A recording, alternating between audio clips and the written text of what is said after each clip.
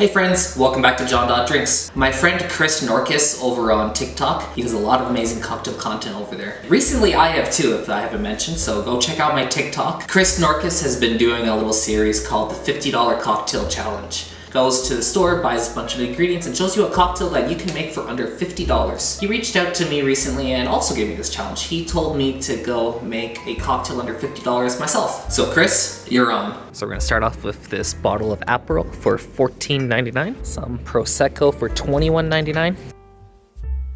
Now, if you guessed from the ingredients, we're making an Aperol Spritz today. It was one of the first things that came to my mind when I was thinking of cheap cocktails. Sure, I thought of old fashions and daiquiris, you know, all the one bottle things, but I wanted to make something a little more niche and fancy. So with those three purchases, it comes out to $41.27, which leaves us a little extra spending money for some fresh oranges, so make sure you pick those up too.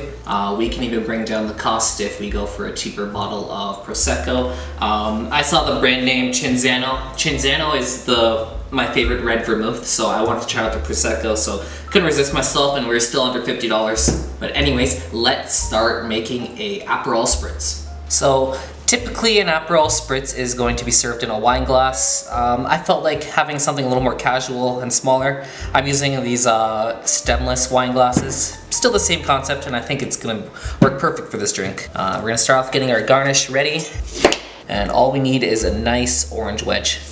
So into the glass, we're gonna start with 2 ounces of Aperol. I am using my bigger bottle just because it's opened and I don't want to open 2 bottles of Aperol. And then we're gonna open up our delicious Prosecco. Then we're gonna do 3 ounces of our Prosecco. Maybe just a little bit more.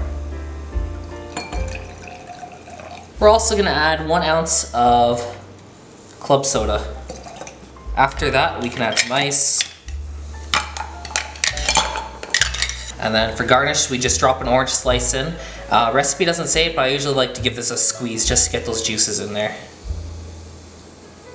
Bit of a spin, straw, and that's our Aperol Spritz. And that is the Aperol Spritz. There's a saying in Italy where an Aperol Spritz is supposed to look like a Mediterranean sunset. That does look like a sunset color. Wow. It's bitter, sweet, super bubbly.